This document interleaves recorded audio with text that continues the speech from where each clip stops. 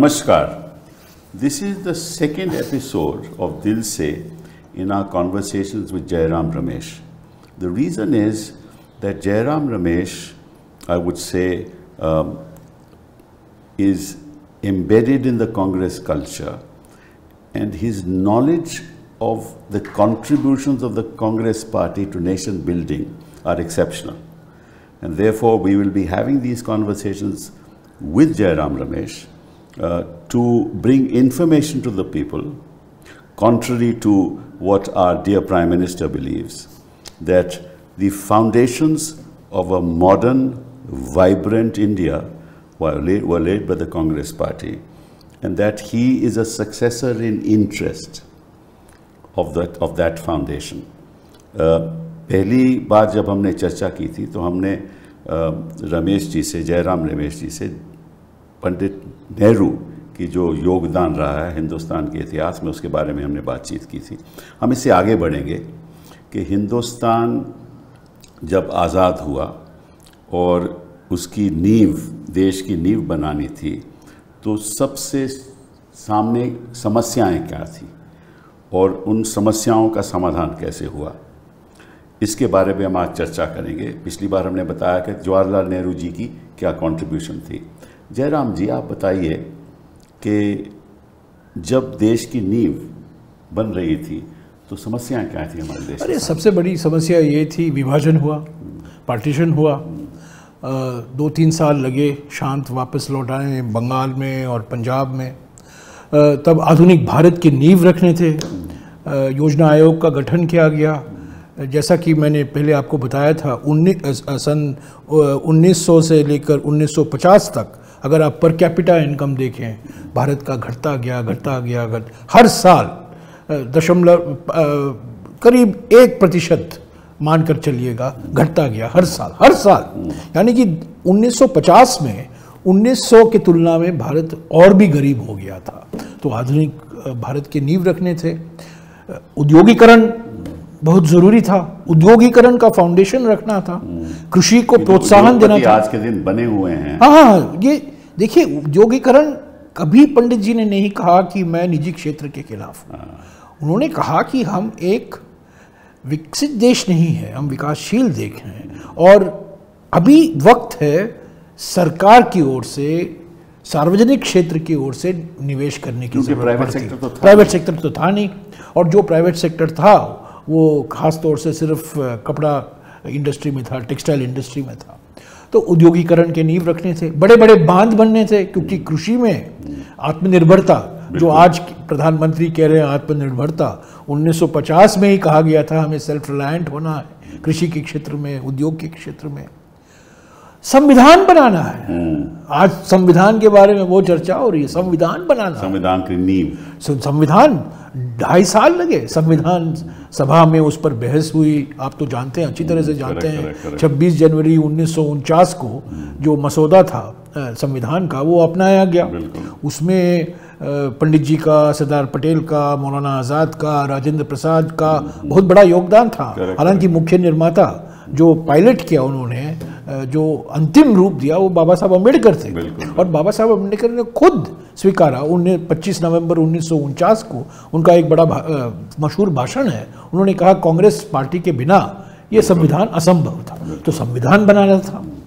तब देखिए ना, हमारा देश बना, इंटीग्रेशन ऑफ स्टेट्स हुआ, क्योंकि वो सबसे बड़ा समस्या 600 प्रिंसली स्टेट थे, और सरदार पटेल और वीपी मेनन ने दोनों मिलकर जो आज भारत का नक्शा है वो बनाया। मैं समझता हूँ इतिहास अगर मैं बताता है कि ये सब 1 महीने में हुआ। हाँ, 560 जो स्टेट्स थी, उनका इंटीग्रेशन लगभग 1 महीने में होने का पड़ा। हाँ, और देखिए उसको, भारत को बनाना, संविधान बनाना, और संविधान बनने के बाद ही चुनाव होना। करेक्ट। देखिए, मुझे याद है कि जुलाई में ये तय किया गया कि प्रिंसिपल स्टेट्स को साथ लेना पड़ेगा, और जो पहले जो इंडिपेंडेंस डेट थी को बात की थी, उन्होंने उनको प्रीपोन किया 15 अगस्त में। तो 15 अगस्त तक तो सारा मतलब कि इंटीग्रेशन होना था। बिल्कुल, 1/3 हमारा देश तो प्रिंसली स्टेट था। अच्छा देखिए ना, 1950 में ये योजना आयोग बना, और बाद में हमारा युद्ध भी था कश्मीर को लेकर, पाकिस्तान के साथ युद्ध हुआ, 10 लाख लोग भारत से पाकिस्तान गए, पाकिस्तान से यहाँ आए, पार्टीशन का जो असर हुआ बहुत नकारात्मक असर हुआ दोनों देशों में।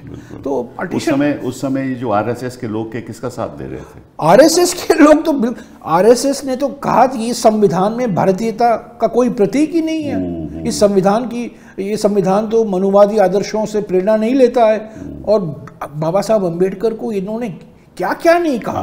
अच्छा, एक भी और हम भूल जाते हैं, 17 करोड़ भारतवासी 1952 के चुनाव में उन्होंने अपना मत दिया। पहली बार हमारे देश में 21 साल के ऊपर हर महिला और हर पुरुष को वोट देने का अधिकार मिला। पहली बार महिलाओं को और पुरुषों को। अब बाकी विकसित और डेवलप्ड देशों में बाद में मिला। और 3 महीने लगे, 3 महीने पहले चुनाव, 3 महीने लगे। आज तो चुनाव आयोग की इतनी आलोचना होती है, मुझे शर्म होती है कहने में कि एक ज़माना था, सुकुमार सेन हमारे जो पहले चुनाव आयोग चीफ इलेक्शन कमिश्नर थे, जिनके अध्यक्षता में ये चुनाव करवाया गया, 3 महीने लगे। 17 करोड़ भारतवासियों ने अपना मत दिया और उसमें वोटर टर्नआउट था करीब 55%। गरीब देश, ज़्यादा पढ़े लिखे नहीं थे, 20% या 25% लिटरेसी रेट हुआ करता था। और ये सब, और बाद में क्या हुआ आपको याद है? चुनाव के फौरन बाद 1-2 महीने के बाद आंदोलन शुरू हुआ हमारे देश में, लिंग्विस्टिक रीऑर्गेनाइजेशन, भाषा के आधार पर राज्य बनाए। तो स्टेट रीऑर्गेनाइजेशन हुआ आंध्रा, तमिलनाडु, केरला, महाराष्ट्र, सारे के सारे पुनर्गठन होना है, राज्यों का पुनर्गठन होना है। तो राज्यों का पुनर्गठन के लिए एक आयोग बिठाया गया, उसकी रिपोर्ट आई 1955 में, 1956 में ये नए राज्य बने। बिल्कुल। तो ये 1950 का जो दशक है हमारे गणतंत्र के लिए बड़ा संवेदनशील समय था। पार्टीशन हुआ, नींव रखने थे, लिंग्विस्टिक रीऑर्गेनाइजेशन, पुनर्गठन, इंडस्ट्रियल पॉलिसी आंदोलन चला, इंडस्ट्रियल पॉलिसी रेजोल्यूशन हुआ, एक मिक्स्ड इकोनॉमी का ढांचा बना, बिल्कुल, सोशल वेलफेयर स्टेट बनी। उसके बिना तो आगे बढ़ ही नहीं सकता था भारत। ऐसा नहीं कि निजी कंपनियों को प्रोत्साहन नहीं दिया गया, बड़े बड़े कंपनियां बने, टाटा, बिरला, बजाज, सभी लोग नहरें बनी, डैम्स बने, भाखड़ा नंगल बना उत्तर भारत के लिए, हीराकुद पूर्वी भारत के लिए, नागार्जुना सागर दक्षिण भारत के लिए, बड़े बड़े बांध, कोयना पश्चिम भारत के लिए। तो ये सब बड़े बांध बने और इन्हीं बांधों के कारण हरित क्रांति, बिल्कुल, हमने हरित क्रांति देखा 1960 के दशक में। मेरे कहने का ये मतलब है शासन में एक कंटिन्यूटी होता है, बिल्कुल, बरकरार तरीके से शासन चलता है।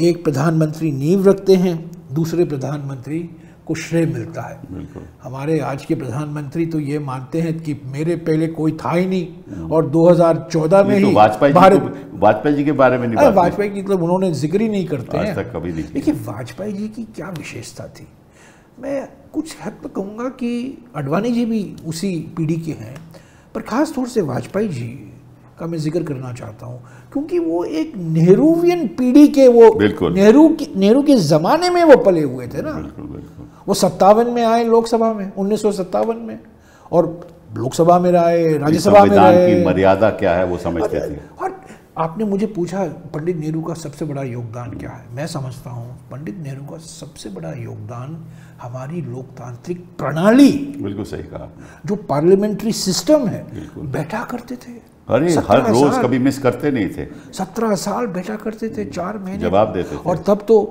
पार्लियामेंट चलता था करीब 110 दिन के लिए, अब तो मुश्किल से 50 दिन के लिए चलता है, 120 दिन भी चले हैं, कुछ साल ऐसे हुए हैं। पार्लियामेंट में बैठा करते थे, खूब आलोचना हुआ करती थी, बड़े बड़े नेता, विपक्ष के बड़े बड़े, हालांकि कांग्रेस की बहुत बहुमत थी, 360-370 सीटें लाया करते थे, 350 पार हो गया था उनका कभी 400 पार नहीं हुआ पंडित जी का, पर उनके यहाँ तो महंगाई 400 पार हो गई। उनके विरोध में कितने बड़े नेता कम्युनिस्ट पार्टी के, सोशलिस्ट पार्टी के, स्वतंत्रता पार्टी के, जनसंघ के, सभी के साथ उन्होंने वो सुनना चाहते थे, विपक्ष की बात सुनना चाहते थे, कहते थे आप आलोचना करो खूबी, ताकि हमें पता चले कि हमारे सामने कठिनाई क्या है। ये पार्लियामेंट में बैठना, सभी को सुनना, सभी को अपना विचार क्या है सामने रखना और उसकी आलोचना सुनना और उस आलोचना के आधार पर अगर कुछ परिवर्तन लाना है नीतियों में या विचार में, उसको इतना साहस होना कि मैं वो स्वीकारूंगा कि मैं गलत हो सकता हूं।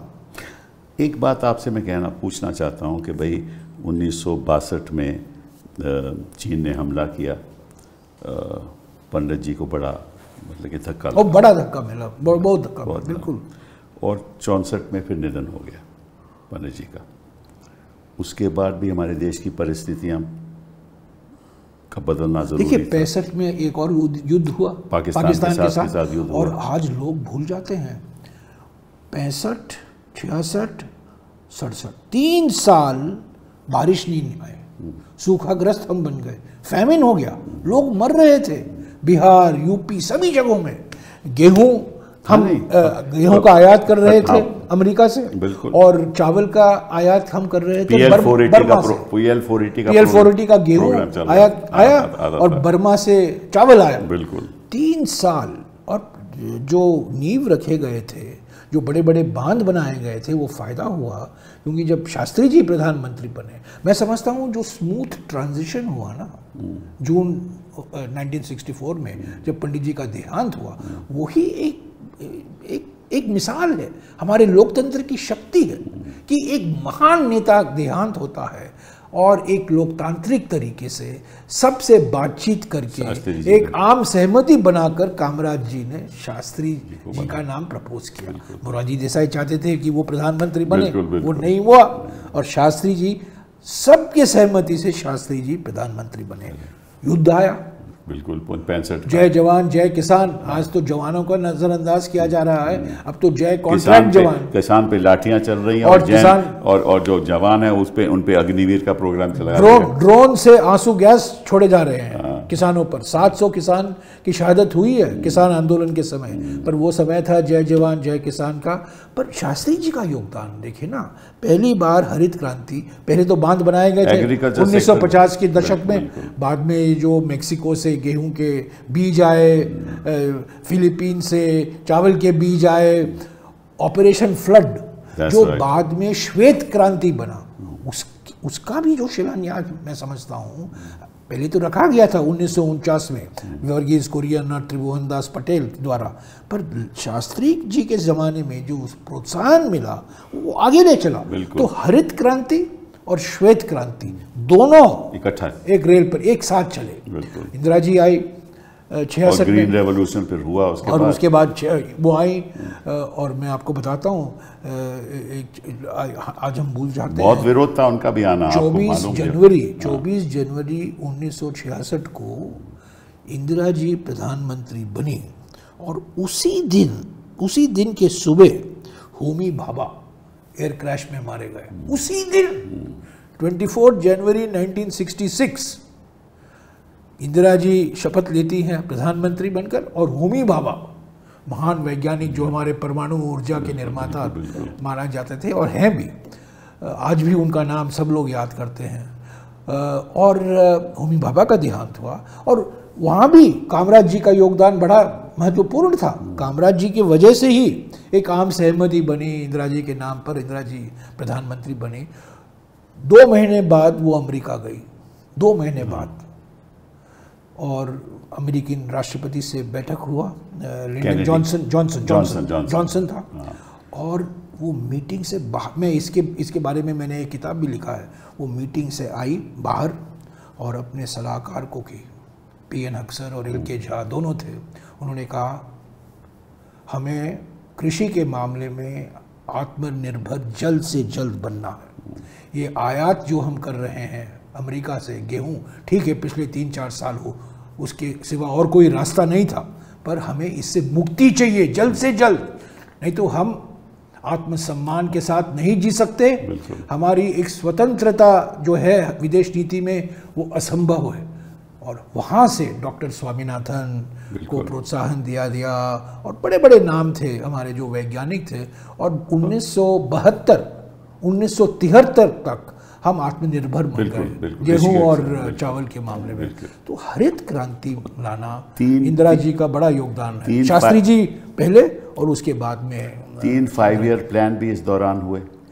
3 5 ईयर प्लान हुए। तीसरा 5 ईयर प्लान तो बड़ा मुश्किल था, क्योंकि चीन का युद्ध था और पाकिस्तान के साथ ये युद्ध था, वॉर था। तो तीसरा 5 ईयर प्लान ऐसे ही चला। पर पहले दो 5 वर्षीय योजना थी ना, पहले दो प्लान 50 से लेकर 1960 तक जो दशक है, सारे औद्योगिकरण के नींव रखे गए थे, इंफ्रास्ट्रक्चर। और बड़े बड़े कंपनियां सारे, Hindustan machine tools, Bharat heavy electricals, Indian oil corporation, ONGC, बड़े बड़े नाम जो आज सबको गर्व है कि ये महारत्न है हमारे देश के। तभी तो बना हिंदुस्तान एरोनॉटिक्स, ये सभी तो बनाए गए थे। 1960 का दशक बड़ा मुश्किल का दशक था, क्योंकि 2 युद्ध हुए चीन और पाकिस्तान के साथ, और 3 साल लगातार बारिश नहीं हुई, मॉनसून फेल हो गया। पर उसके बावजूद शास्त्री जी हौसला नहीं हारे, इंदिरा जी हौसला नहीं हारी, और उन्होंने, देखिए इंदिरा जी का योगदान तो अभी याद करते हैं हम, पर मैं कहना चाहता हूँ कि 1971 का तो योगदान सभी को सब जानते हैं। पाकिस्तान को 2 टुकड़े में उन्होंने तोड़ दिया, एक स्वतंत्र रूप से बांग्लादेश उभर कर आया। हमारी सेना का बड़ा योगदान है, हमारी सेना ने बहुत अपनी कुर्बानी दी, पर राजनीतिक नेतृत्व इंदिरा जी ने दिया ना, जैसा कि शास्त्री जी ने दिया था 1965 में, जय जवान जय किसान का नारा दिया था। 1971 में इंदिरा जी ने जो राजनीतिक साहसता दिखाई, व्हाइट हाउस जाती है, निक्सन उनकी आलोचना करते हैं, किसिंजर उनकी आलोचना करते हैं, पर वो खड़ी रही और कही नहीं, मैं जो भारत के हित में है मैं वही करूंगी। और 3 दिसंबर 1971 को पाकिस्तान का आक्रमण हुआ। 16 दिसंबर को पाकिस्तान ने, आप मुझे याद है उस समय 7th फ्लीट भी आया, निक्सन ने 7th फ्लीट आया, 7th फ्लीट भेजा, बिल्कुल। और देखिए उसके बाद ही आज क्या 23 तारीख है, हम 23 तारीख को बात कर रहे हैं, ये इंटरव्यू हो रहा है, हमारी बातचीत हो रही है, पर 18 तारीख यानी कि 5 दिन पहले, 50 साल पहले, 18 मई 1974, बड़ा महत्वपूर्ण दिवस है हमारे देश के इतिहास में। मोदी जी को भूले हुए हैं इसके बारे में। पहला परमाणु परीक्षण, मोदी जी भूले हुए, और वो अचानक नहीं हुआ, 2.5 साल लगे। 1972 में इंदिरा जी ने तय कर लिया था परमाणु परीक्षण करना ही है, इसके सिवा और कोई विकल्प नहीं है। हम शांति के देश हैं, हम गौतम बुद्ध के देश हैं। 1964 में रीजन भी ये है कि चीन ने परमाणु, 1964 में चीन ने परमाणु टेस्ट किया था, और 1967 में हाइड्रोजन बॉम्ब का टेस्ट किया था। तब इंदिरा जी ने निर्णय लिया कि भाई हमें भी करना है। 18 मई 1974 को पोखरण के रेगिस्तान में भारत का पहला परमाणु परीक्षण हुआ। और एक और चीज़ मैं कहना चाहता हूँ, प्रधानमंत्री ने तो इस इतिहास को मिटा दिया है, पर मैंने पार्लियामेंट में कहा, आप थे जब मैंने इसरो की बात की। हाँ बिल्कुल। 1969 इसरो का गठन 1969 15 अगस्त 1969 इसरो का गठन हुआ। बिल्कुल। आर्यभट्ट याद है आपको? आर्यभट्ट, और उसके बाद में आर्यभट्ट आया, भास्करा आया, रोहिणी आया। बिल्कुल। और देखिए ये सब गगन, चंद्रयान, ये सब योगदान, PSLV, GSLV, ये सब हम लोग। प्रधानमंत्री जब खड़े होते हैं और बोलते हैं, ऐसा लगता है कि मेरे पहले अंतरिक्ष विज्ञान के बारे में कोई सोचा ही नहीं था। नहीं, करेक्ट। और मुझे कहना पड़ा पार्लियामेंट में, प्रधानमंत्री जी ये जो हमारा अंतरिक्ष प्रोग्राम है, शुरू तो हम लोगों ने 1969 में इसरो का गठन किया गया था। करेक्ट। और सभी प्रधानमंत्री का योगदान रहा। आप तो जानते हैं, आप मंत्री रह चुके हैं, कैबिनेट साइंस एंड टेक्नोलॉजी के मंत्री भी रह चुके हैं। हमेशा परमाणु क्षेत्र और अंतरिक्ष क्षेत्र प्रधानमंत्री की जिम्मेदारी है। बिल्कुल, कोई अलग से कैबिनेट मिनिस्टर नहीं होता है हमारे देश में, पंडित जी के जमाने से आज भी नरेंद्र मोदी न्यूक्लियर और स्पेस उनके लिए वही कैबिनेट मंत्री। उनकी जो वार्तालाप होती है वो न्यूक्लियर होती है, वैसे तो वो न्यूक्लियर ज्यादा उनको वो अनक्लियर होता है, न्यूक्लियर नहीं होता है। और फिर चंद्रयान का भी 2014 में, उसके बाद फिर नहीं उसमें ये सारा प्रोग्राम एक कंटिन्यूएशन, एक वो है, एक बरकरारता है, एक कंटिन्यूटी है, एक निरंतरता है। 1958 में DRDO बनाया गया। अरे DRDO तो 1958 में बनाया गया, यही तो कह रहा ना, कृष्ण मेनन। हाँ 52 फिर उनकी लैब्स बनाई गई, डिफेंस टेक्नोलॉजी को बढ़ावा दिया गया, एरोनॉटिक्स को बढ़ावा दिया गया, इलेक्ट्रॉनिक्स को बढ़ावा दिया गया, सैम मिसाइल्स को भेजा गया, ICBMs 1970 में गए, पृथ्वी, आकाश, त्रिशूल, ये किसने किया? 1983 में अब्दुल कलाम एक लेबोरेटरी में काम कर रहे थे। इंदिरा जी ने उनको कहा हमें जो मिसाइल प्रोग्राम है आप इसका नेतृत्व आप करोगे। 1983 में जो हमारा अग्नि कार्यक्रम है, अभी हम अग्नि 5 की बात कर रहे हैं, ये तो 1983 में शुरू किया। ये हिंदुस्तान के इतिहास में है तो सही, लेकिन इसकी जानकारी लोग, देखिए अगर प्रधानमंत्री एक बड़े दिल के आदमी हुआ करते, अगर प्रधानमंत्री ऐसे व्यक्ति होते, मैं मानता हूँ, अगर वो कहते देखिए शासन चलाने में एक निरंतरता होती है, हर प्रधानमंत्री जो पहले प्रधानमंत्रियों ने काम किया है उसको आगे ले चलता है, पर अपने प्रधानमंत्री का भी, हर एक प्रधानमंत्री की भी एक विशेषता होती है। बिल्कुल बिल्कुल। अगर ये कह देते ना तो हम लोग भी वो कहते आपने सही कहा, पर एक बार उन्होंने ये नहीं कहा है, उनके मुंह से ये शब्द नहीं निकला है कि शासन में एक निरंतरता होती है, कभी नहीं कहा। उन्होंने कहा अरे सभी प्रधानमंत्री ने काम किया, ये क्या है बात है, सभी प्रधानमंत्री तो काम ही करते हैं, काम करने के लिए तो प्रधानमंत्री बने हैं। बिल्कुल बिल्कुल, पर उनको जो भगवान की प्रेरणा नहीं होती, बस बाकी वो तो अभी वो कहते हैं कि मैं इंसान नहीं हूँ, मैं भगवान हूँ, क्या कहने नहीं, इंसान तो हैं, इस ऐसे व्यक्ति को भगवान ने भेजा। नहीं, वो कहते हैं मैं इंसान नहीं हूँ, मैं महसूस नहीं करता हूँ मैं इंसान हूँ, मैं भगवान का प्रतीक हूँ। वो कहते हैं ना, बड़ा चढ़ा के बोल रहे हैं। नहीं वो मैं कह रहा हूँ ना, चौथी अध्याय में कृष्ण भगवान बोलते हैं अर्जुन को, यदा यदा हि धर्मस्य ग्लानिर्भवति भारत परित्राणाय साधूनां विनाशाय दुष्कृतां धर्म संस्थापनार्थाय संभवामि युगे। वो संभवामि युगे वो अपने आप को भगवान के अवतार मानते हैं, क्या करें। अब तो जनता भी मानती है, लोग तो आरती भी करने लगे हैं आजकल। अरे अगर वो संबित पात्रा जो है वो कहता है कि जगन्नाथ भी उनका भक्त है, अभी कैसे करें, अभी ऐसे व्यक्तियों को हम कैसे। ये जानकारी मैं शायद आने वाले वर्षों में युवाओं को ये ऐसा लगे कि शायद ये सच है। आजकल तो झूठ फैलाया जा रहा है ना किसी चीज का, तो झूठ की महामारी है। हाँ। हम तो कोविड की महामारी से तो बच गए, अब ये झूठ की महामारी से हमें बचना है।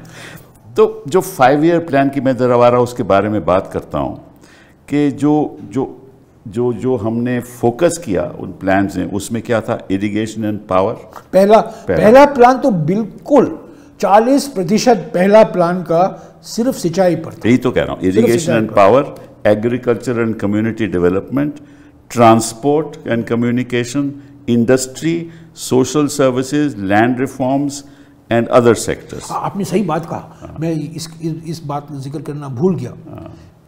जो आपने पूछा ना उस पहले 2-3 साल में क्या क्या समस्याएं थी, जमींदारी को हटाना बिल्कुल सबसे दुनिया का सबसे बड़ा शांतिपूर्वक कार्यक्रम परिवर्तन था, जमींदारी एबोलिशन। बिल्कुल बिल्कुल। एक बारी मैं आपको मजेदार किस्सा सुनाता हूँ। 1955 में रूस सोवियत संघ के नेता निकिता क्रुश्चोव आए थे पंडित जी से मिलने। बिल्कुल।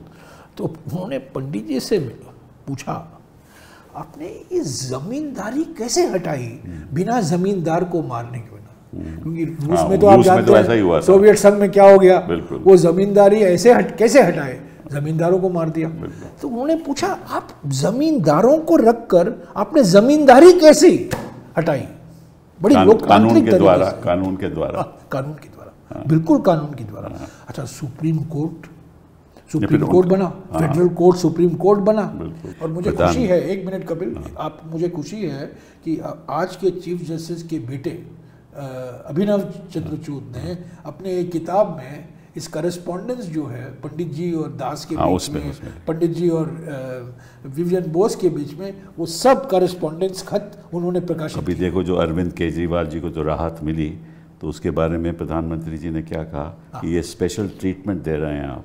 अरे ये भी उनका, मतलब उनका देखो, पंडित जी की बात देखो। नहीं, इलेक्ट्रल बॉन्ड, हाँ, जब इलेक्ट्रल बॉन्ड को गैर संवैधानिक उन्होंने, सुप्रीम कोर्ट ने आदेश दिए इसको खत्म करना चाहिए, ये गैर संवैधानिक है, प्रधानमंत्री ने क्या आलोचना की सुप्रीम कोर्ट के बारे में, बिल्कुल धमकी दी, बिल्कुल, और अलग अलग तरीके से धमकी देने की कोशिश की।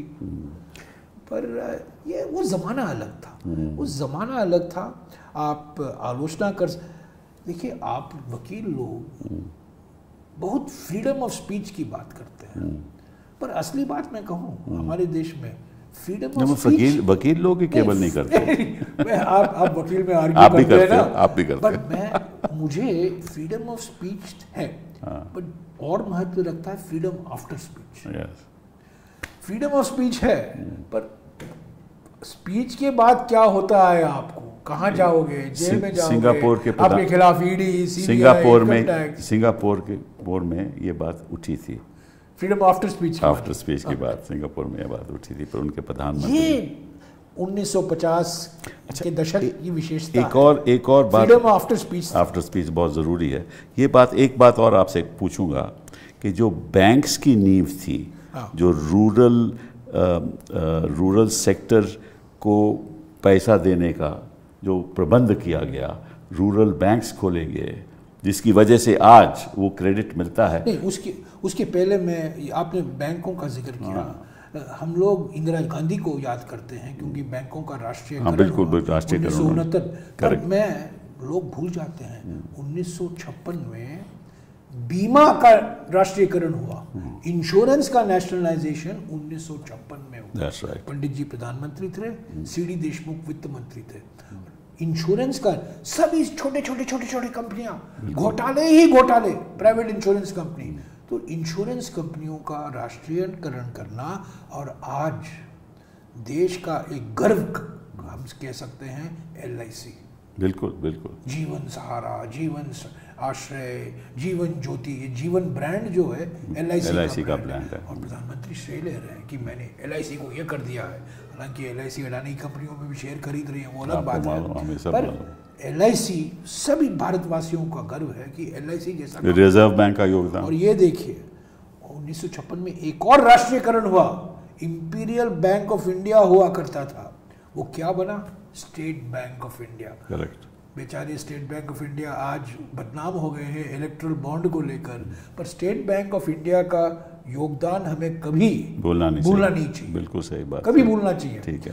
बाद में राष्ट्रीयकरण हुआ 1969 में, और जो आपने जिक्र किया रीजनल रूरल बैंक बने, और हरित क्रांति और श्वेत क्रांति के लिए ऑक्सीजन जो था ना, ये बैंकिंग सेक्टर से हुआ, ये बैंकों से ही आया। बिल्कुल, क्योंकि प्राइवेट सेक्टर तो देता था नहीं, इसलिए नेशनलाइजेशन, और साहूकार तो नहीं थे, बिल्कुल, साहूकार का तो ब्याज देखा करिए ना, साहूकार थे लेकिन उनका ब्याज इतना था, इतना ब्याज। तो ये राष्ट्रीयकरण करना बहुत जरूरी था, और बीमा और जो हमारे वित्तीय संस्थाएं हैं, जो इंश्योरेंस कंपनी हैं, जो बैंक हैं, उसका राष्ट्रीयकरण करना, हमारे श्वेत क्रांति और हमारे हरित क्रांति, और जो हमारा जो लघु उद्योग है, छोटे उद्योग है, उसके लिए भी ये बहुत फायदेमंद निकला। और इसलिए जो हमारी फैमिली की डोमेस्टिक सेविंग्स रही वो बढ़ती गई, बैंकों की वजह से।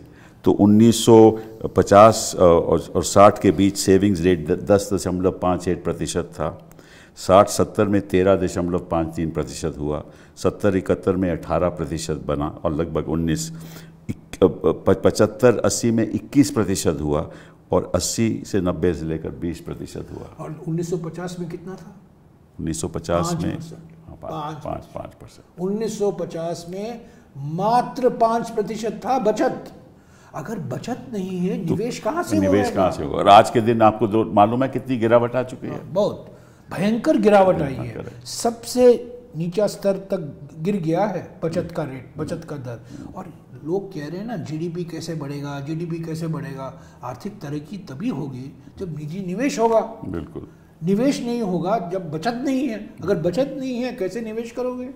और जो प्राइवेट सेक्टर कर रहा है, हम जानते हैं कि हो क्या रहा है प्राइवेट सेक्टर। नहीं, देखिए ये मनमोहन सिंह जी के समय जो प्राइवेट सेक्टर निजी निवेश नहीं, वो तो हम बाद में आएंगे। जो आज के दिन मैं देख रहा हूँ कि जो सारी देश की संपत्ति है वो 2-4 लोगों के बीच में। वो तो निजीकरण जो ये आज के दिन में निजीकरण जो हो रहा है, एक या दो कंपनियों को फायदा। सारे हवाई अड्डे बेचे गए हैं, बंदरगाहें बेचे गए हैं, इस्पात के कारखाने बेचे जा रहे हैं, तो ये सब निजीकरण जो हो रहा है। बट मेरा कहने का ये मतलब था कि मनमोहन सिंह जी के ज़माने में जो निजी निवेश हुआ करता था, जीडीपी का 32% जीडीपी निजी निवेश हुआ करता था।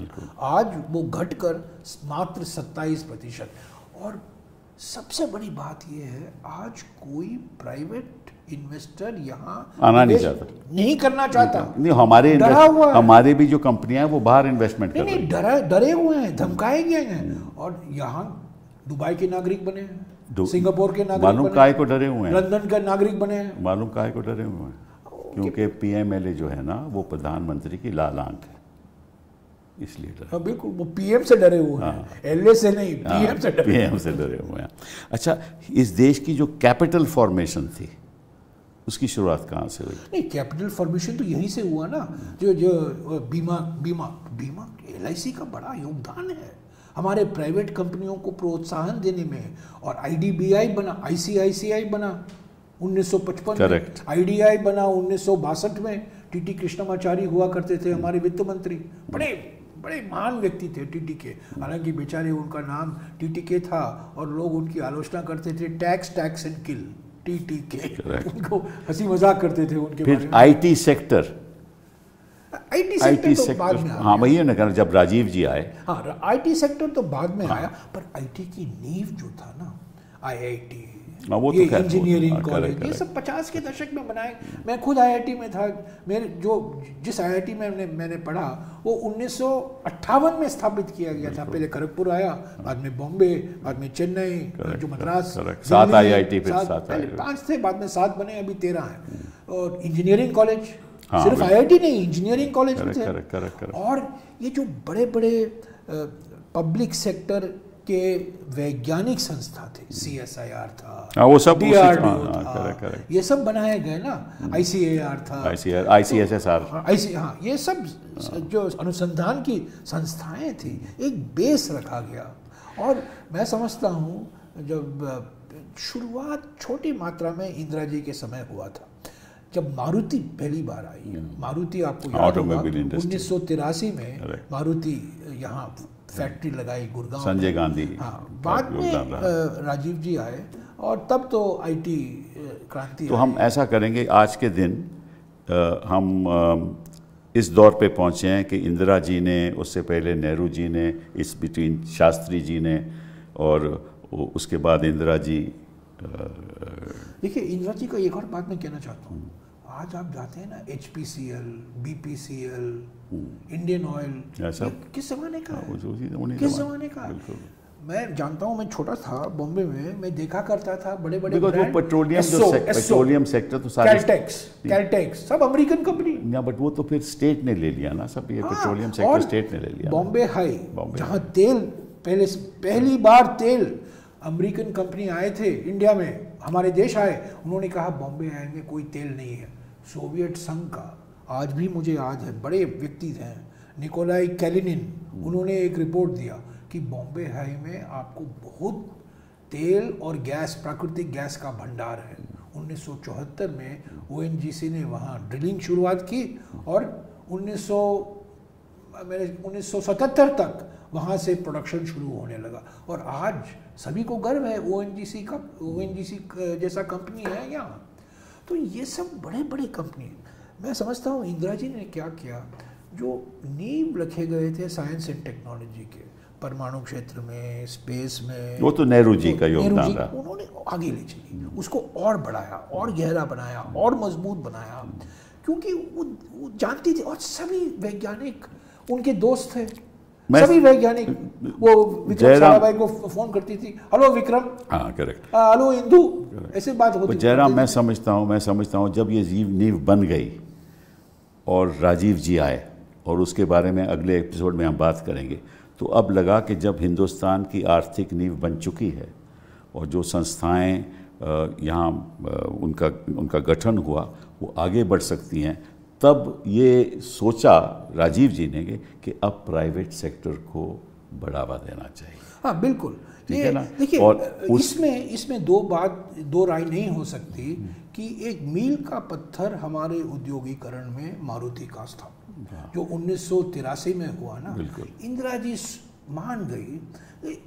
1968 से लेकर 1975 तक इंदिरा जी आप कह सकते हैं लेफ्ट ऑफ सेंटर थी, पर जब 1980 में वापस आई तब वो समझ गई दुनिया बदल रही है, हमें थोड़ा उदारीकरण करना है, छोटे तरीके से टैरिफ्स कम करने हैं, उदारीकरण करना है। और सबसे बड़ा प्रतीक इस परिवर्तन का मारुति का दिसंबर 28, 1983 पहला 800 सीसी, आपको याद होगा, वो हमारे सड़कों पर हमें देखने को मिला।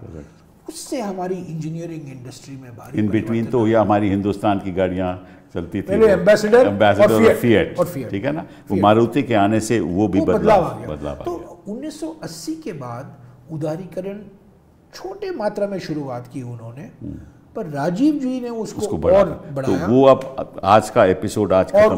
1991 में मनमोहन सिंह जी तो फिर नरसिम्हा राव जी ने तो बिल्कुल कमाल कर दिया। तो अगले चरण में, अगले एपिसोड में हम उसके बारे में चर्चा करेंगे। सबसे बड़ी बात आज की बातचीत से ये निकलती है कि शासन में निरंतरता होती है।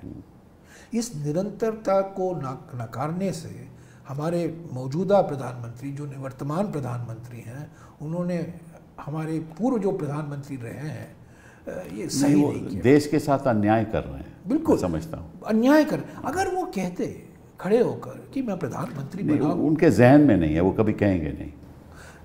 देखिए, न्यूटन ने खुद कहा, न्यूटन ऐसा लोग मानते हैं, एक बारी न्यूटन ने कहा कि मैं महान हूं क्योंकि मैं दूसरों के कंधे पर हमेशा होता। साइंस और टेक्नोलॉजी की बात ही है कि नई चीज़ें तभी निकलती हैं जाके पहले लोग रिसर्च करते हैं, फेलियर होता है, success is on the shoulders of failure. तो जयराम जी नमस्कार, बहुत बहुत धन्यवाद। आज के दिन अगली बार चर्चा करेंगे राजीव के आने से, और उसके बाद नरसिम्हा राव जी ने कैसे परिवर्तन किया आर्थिक स्थिति में। Thank you.